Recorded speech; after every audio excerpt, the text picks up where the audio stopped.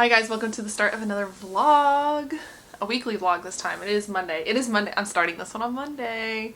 I get points for that. I did have to take a week off. Last week I didn't read anything other than Thunderstruck by Eric Larson, but if you want to know more about that, we'll talk about it later. I just finished that last night. However, I'm going to start a new week. This morning, picked up groceries, went to get the car washed, grabbed a drink, came back, did homework. House is clean. There's fresh bread on the counter. I'm feeling really good. I'm feeling really good about this week. So I figured, well, why not start a vlog while we're at it? Let me talk. I'm just gonna go into it like just really quick. My kids are actually awake, so I'm just gonna like really quickly get into it. The books I'm gonna be reading this week. On the Road by Jack Kerouac. Someone else knows that in this wide internet. I know it. And then Miss Dalloway by Virginia Woolf. These are both required readings for my class. This one's for our modern fiction class. And this one is for my hippie literature class. I am on the fence. I am kind of enjoying Miss Dalloway. I didn't know Virginia Woolf was such a great writer. And then this one, I went into it not wanting to read it. So I'm trying to find something worth writing about for it. We'll get back to this in a little while. It's going to be finished this week, so I'm going to be able to give you like full details of what I think about that. And then, of course, January 30th is tomorrow, which means that my Crescent City 3 House of Flame and Shadow should be out. And we are going to deep dive into that. I'll probably hibernate for as long as I possibly can, along with having to read both of these two books and see how far I can get into that. But I don't know. It's kind of doubtful. I'm also still editing my friend's manuscript. I should be able to finish that later tonight after I get done writing an essay, but we'll see. Now on to more fun things. Today on my walk with the boys, I went by, there's two little libraries in my neighborhood. There's one on one street and there's one on the other street. I was able to go by the one that we normally don't. And like somebody on that street has really good taste because I picked up 2 books from there. I did drop off quite a few. I try to make it a fair trade every time, but I decided to pick up the last thing he told me. I don't know anything about this, but I've seen it on, I want to say Instagram. This is a Reese Witherspoon's book club. She literally wants to be called Reese's by putting her name like that. This is a Reese Witherspoon book club pick, so I'm curious.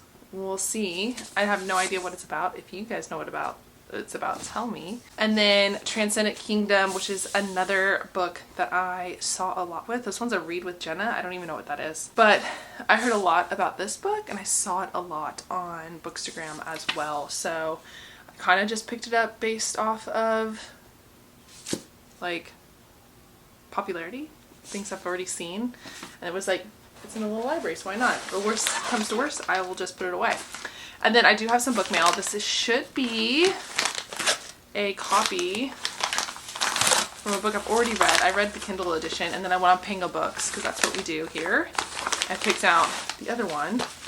Oh no! Okay, so this is awesome. Oh, I was worried. Okay, I didn't think I got this in the mail. Oh, I thought this was one of my Pango Books books. Which one?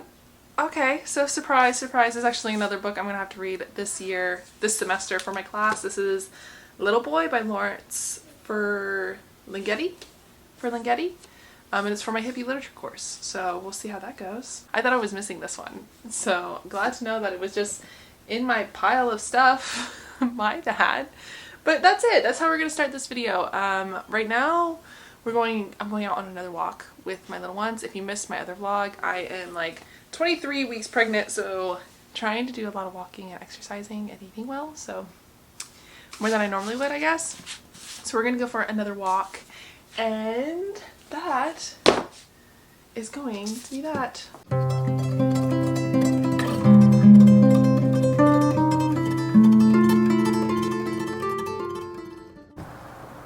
Okay, so reading update. We're outside right now because inside it is crazy.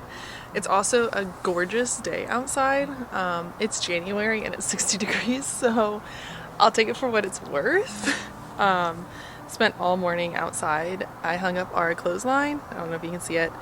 set up our hot tub, and clean up the garden, which you can't see, but I'll show you later because I want to keep like, I want to document my garden through the next few months. About to eat lunch. I have to read 50 pages of On the Road. And I have to read 50 pages of Mrs. Dalloway. Crescent City 3 hit my Kindle this morning, and I got to chapter 2 before life happened. And I'm so anxious to get back to it that I'm using it as motivation to do all this other reading. So wish me luck. Let's get started.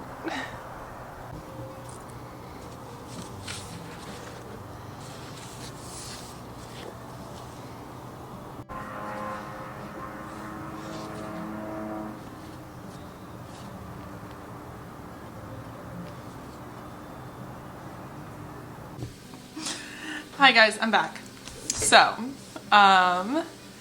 far today, I'm not gonna lie to you guys, it's Wednesday. Not a great day.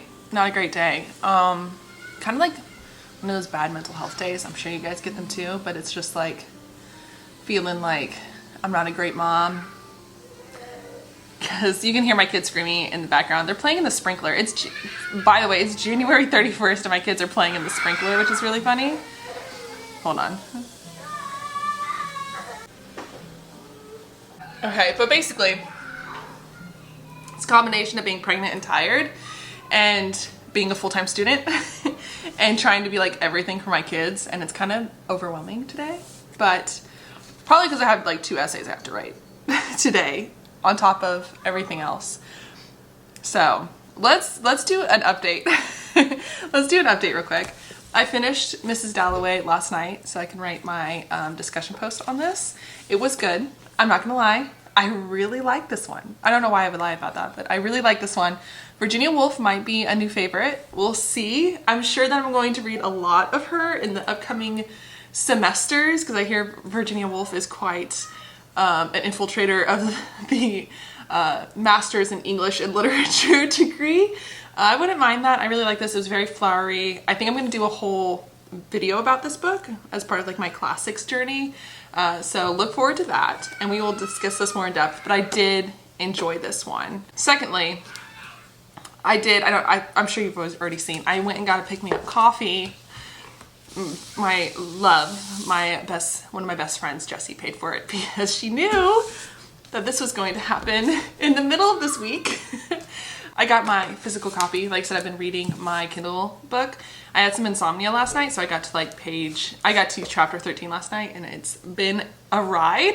I honestly don't think this one's going to stall or stop at any point, and that's just because I personally am so freaking invested in what's going on, as is so many other people. I don't think it's me. Maybe it's me. Anyways, so yeah, this. And then, what else was I reading? On the Road. I still have 50 pages of On the Road I have to read tonight, so.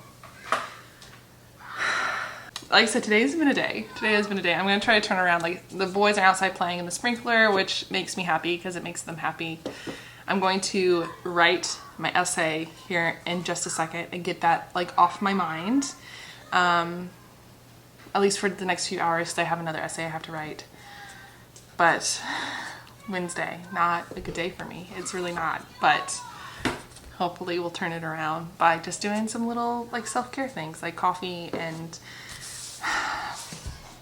getting stuff off my list of things I have to do so I can feel better.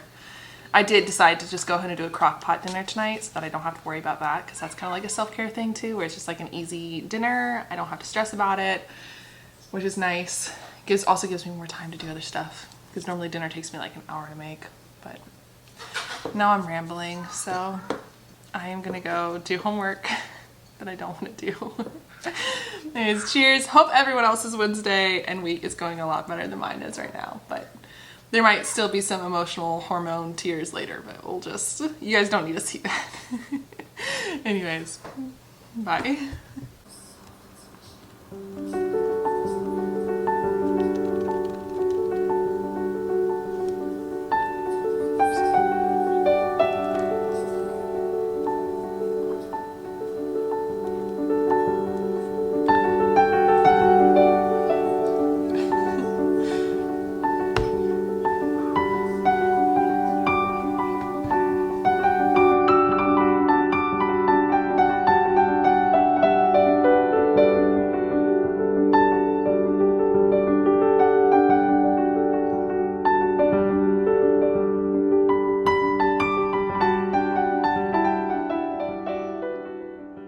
I feel like the lighting is really bad, but all I have right now is my overhead light, and we're just gonna roll with it. Because I need to rant. I have 50 pages of this that I have to read tonight, and I cannot tell you how much I don't want to read this. I try really hard not to bring like gender or sex into like my opinions about books, because I feel like that kind of discredits what I have to say, because it's like, oh, it's because it's written by a girl or a boy or whatever, right? But I have to say, Jack Kerouac, I'm not even going to learn his last name because he's so infuriating to me right now. Just this, it's just misogynistic. He's just like this misogynistic dude who thinks that whatever's coming out of his mouth must be remarkable and everyone should just love it, is the vibe I'm getting from this book. He thinks he's being like edgy and graphic by like, what is the word? I forget, when like men just like go through women, like by talking about his sexual exploits in a way that's very casual and dismissive of the women that he's sleeping with, which is really annoying. It's like, it's very much like, dude, I got high and like I know the answers to the universe.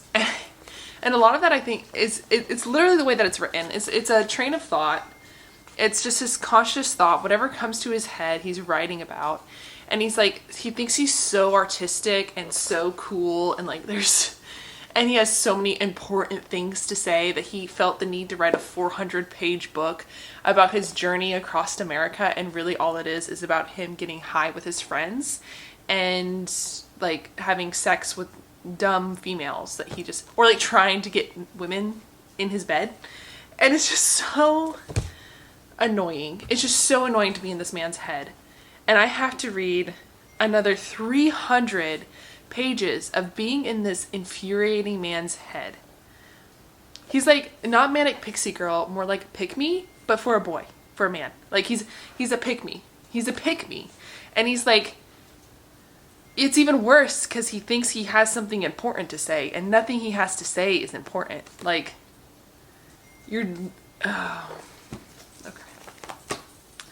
If you can't hear the sizzling, I have dinner on the stove that I need to go attend to. But yeah, I'm going to slog my way through 50 more pages of this tonight to say that I did it. And then my next reading update is for House of Flame and Shadow, which is a lot nicer. I will tell you that. I finished part 1, and I'm going to tell you, like, the first 300 pages just felt like, what? What? Like, I am so stressed. This book, I'm going to get loud because I'm excited about it, but like, I am so stressed. This book has me so stressed. And not only stressed, but it also has me like anxious. So Sarah J Maas is like switching up POVs in the middle of a chapter. So like you're getting like in the vibe, like you're getting excited about what to read next. And then it's like, just kidding, we're not going to switch to Ethan's perspective. And I'm like, I can't do that. Like she's making something that's stressful already so much more stressful. And I can't handle Bryce right now. I'm not going to lie to you. In the first part, Bryce is not making very good decisions. And I think it's because like Sarah J Maas is trying to show that she's really flustered is what it feels like. Like she just wants to get back to where she was and fix all the problems and do it now. And she doesn't want to, like, she's just like frantically trying to put all this together. And she's making really dumb mistakes. And she's making really dumb decisions, and that's also really frustrating. And it might be because we know the other characters in this book so well that if she were to have made a different decision or reacted in a different way, we would have seen, she may have gotten what she needed to go back to Crescent City and fix the issues, but she's just making really bad decisions. And I have to keep reminding myself that you have to put yourself in her perspective, and in her perspective, she's surrounded by strangers who are threatening and like she can't trust. So that's why she's making those decisions. But it's so hard because you know those other characters and you know that they can be trustworthy if like Bryce were to trust them. I don't know. It's such a weird perspective to read from. But yeah, the first 300 pages, it's an 800-page book, so I highly doubt I'm going to finish it by the end of this week. Maybe. I've kind of like blazed through it. it's probably going to take me like hours to finish these 50 pages just so that I can get to House of Flame and Shadow again.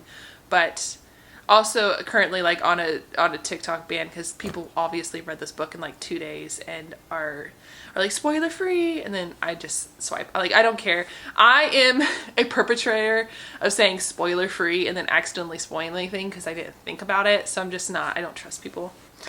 Anyways, I have to go finish dinner, and I will see you guys later tonight when I start reading. Bye.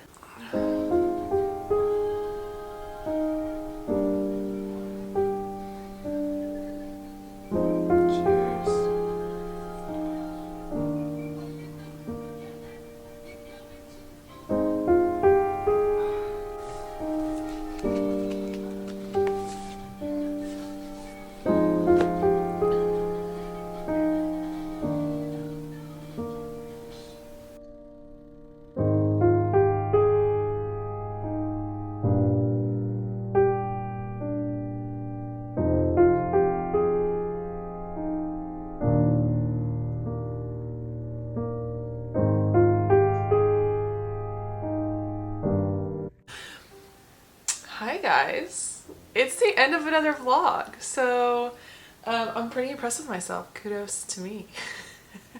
No, I'm actually doing really good so far. So I've got 2 vlogs down so far, and then I'm gonna start another one here in just a second, so I'm excited about that. It has been a couple days since I last updated you guys. I'm gonna take a sip of my coffee. Just a second. Yeah, that's good. I'm gonna film a read with me. I've gotten quite efficient at making like these cappuccinos and lattes. I think we might have to do a video because it's pretty good. Anyways, I wanted to go ahead and finish House of Flame and Shadow before I updated you guys because I wanted like a reason to talk about it, and I thought this reading vlog would be a good one. And then other than that, I think the only other book I still need to update you guys on is On the Road, which I was planning on doing like one of my classic reads for this one, and I guess I still could, but I'm not gonna lie to you guys, it's not gonna be very nice. I didn't enjoy this book, and it also is very funny, and I want to make this point. This book, which is 840 pages, took me 4 days to read. This book, which is 400 pages, took me almost 2 weeks. And I still kind of like didn't read the end. Bless, I know that this had its moment in history. I know this has its moment in literature and English, so I might still make a little bit of a classics video, but this one, oh my god, if I can talk. This one doesn't age well. I'm not gonna lie to you guys. This one doesn't age well. I think even the professor that is teaching this course mentioned that like this is definitely a book for like young men, and I'm not going to disagree with him. This is really hard to read as like a female, a modern female, and also probably older men too, because like this is just really, this is rough, and I've already talked about it, and I'm gonna leave it at that. I'm gonna leave something for the imagination for my classics read for this one. And then of course we have House of Flame and Shadow. Obviously no spoilers. I'm not going to spoil anything for anyone. This is just general feelings on this one. I have seen a lot of negative reviews for this one, which I understand, and I think it's because everyone hyped this book up so much and was like expecting more out of this book. And I also think, and I don't see many people commenting on this, but I think everyone is chasing the high of reading like ACOTAR or Throne of Games for the first, or Throne of Glass for the first time. And this is a more mature, this is a more mature book. This is something that has developed over Sarah J. Maas's entire writing career. You're not going to get the same high. I just don't think you are. Like I said, this is urban fantasy. This is higher fantasy. This is adult fantasy. And you're not going to get the same high as you do when you read something like ACOTAR, which is more like young adult. More like, I say young adult because it's actually not. Like, it is still adult. You're not going to get the same high as reading ACOTAR. Okay, ACOTAR is its own thing. This is its own thing. And I think people forget that, and they critique this like they would an ACOTAR book. But anyways, I loved this. This is exactly what I needed and wanted. It was fast-paced. the characters, Sarah J Maas and her characters. I'm a character person, so Sarah J Maas just like killing it with the character plot lines and the character development and the romance and all of that. I do like the world building. Once again, this is urban fantasy. This is definitely like higher adult fantasy. So the world building is complicated, and I like it because I like complicated world building a lot of the time. So like it's the same issue with her first book, I think, is what you're going to run into with this book, is that she has to explain a lot. So she's able to, I think she's able to competently do that. I think a lot of people who are reading this book critiqued her for that, but I liked it. I liked the ending. I think it was a very solid ending. I'm not gonna lie to you, Bryce as a character is like, so you have to rank all the Sarah J Maas, characters. Because like I said, I'm a character girly. Bryce and Cole at this point are fighting for bottom. They're fighting for bottom. I did not like Bryce in this book. She's the main character. I did not like her even a little bit. I didn't like her attitude towards the other characters. I didn't like her swagger that she had in this book. I don't think it was well earned. I think other characters had, I just don't like Bryce as a character. I'm not gonna lie to you. I don't know if it's like a personality thing between me and her. I don't know. Bryce isn't my jam. But the other characters in the book definitely pulled it through. There is a Manon-like character. I feel like, if you know what I'm saying, you know what I'm saying. Like, girls who like Manon also like this character, and she was kind of what held it to me as far as like a female main character, main lead. The guys in this book just cracked me up. Not a spoiler, but Theron and Arian? I don't even know how to say that name. Sarah J Maas and her names. They cracked me up this entire book. So it was literally like they were living on one brain cell. And it might have been a plot convenience, but it definitely developed a plot. I'll give you that. Some of their decision making was very questionable, but it got the plot moving. So I guess we'll give them that. But yeah, I really like this. It was everything that I wanted it to be. It gave me all the feelings that I wanted to do. I appreciate the hype. I appreciate all of Sarah J Maas's choices in this book. I know that there are very many people who don't, but we don't care about them because this is my vlog. No. Yeah, it's kind of interesting to see everyone else's perspectives on that as far as like people not liking it. That is it for this vlog. I have some other books that I'm excited to read that we'll talk about in the next vlog. 2024 is really like killing it with the releases, with the new releases, because I got House of Flame and Shadow, and then we have a Kristen Hanna book coming up, and she's probably one of my top authors, so I'm very excited. That is it. I probably look really tired. Once again, don't forget, I am pregnant, so excuse the tiredness. I also didn't put on any makeup, so y'all are getting like real vlogs now. This is me. Alright, anyways. If you know that song, you're OG. Anyways, I will talk with you guys later. Thanks for sticking along. Yeah. Bye.